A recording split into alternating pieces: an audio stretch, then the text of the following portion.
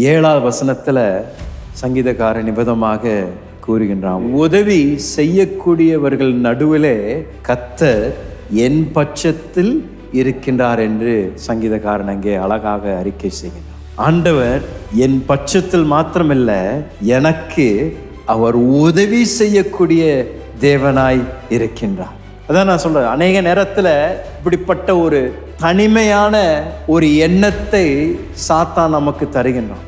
ஐயோ யாரும் இல்லை என் கூட, ஐயோ யாருக்குமே என்னுடைய வாழ்க்கையில நடக்கக்கூடிய பிரச்சனைகளை குறித்து கவலை இல்லை, ஆண்டவர் என்னை மறந்துட்டார், ஆண்டவர் என் ஜெபத்திற்கு பதில் தரமாட்டேன்றார், எவ்வளோ ஜெபித்தாலும் ஆண்டவர் எனக்கு இதை மாற்றி தரமாட்டேன்றார் என்று சில நேரத்தில் நாம் இந்த போராட்டத்தின் வழியாக போகும் பொழுது, பள்ளத்தாக்கின் வழியாக போகும் பொழுது சாத்தான் நம்ம இடத்துல செய்யக்கூடிய ஒரு மிக முக்கியமான ஒரு காரியம் என்னன்னா, ஒரு தனிமையின் உணர்வை நமக்கு தரும். உனக்கு உதவி செய்ய யாரும் இல்லை, உனக்கு யாரும் உதவி செய்ய மாட்டாங்க, உனக்கு உதவிக்கு தகுதியும் இல்லை என்று அப்படிப்பட்ட ஒரு தனித்த ஒரு சூழ்நிலையில கொண்டு வந்து நிறுத்தலாம். முதலாவது நான் சொல்ல விரும்பினது, நீங்க தனியா இல்லைங்க.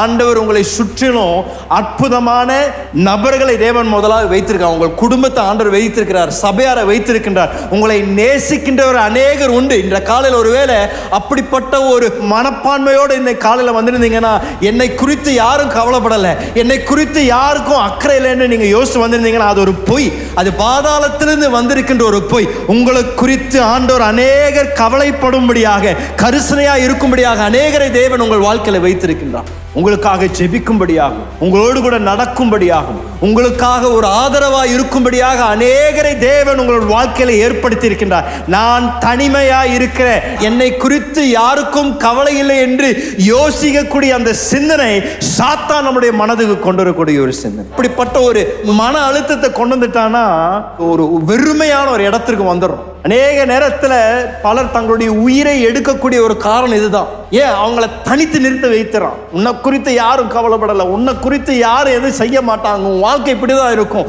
எப்பொழுதும் வாழ்க்கையில தோல்வி, எப்பொழுதும் வாழ்க்கையில சாபம், யாரும் உனக்கு எந்த விதத்தில் உதவி செய்ய மாட்டாங்க என்று இப்படிப்பட்ட எதிர்மறையான வார்த்தைகளை சொல்லி ஒரு தனிமையான இடத்துக்கு போகும் பொழுது அப்பொழுது மன உளைச்சல் நிமித்தம் பலர் தங்களுடைய சொந்த ஜீவனை எடுக்க முயற்சி செய்கிறான்.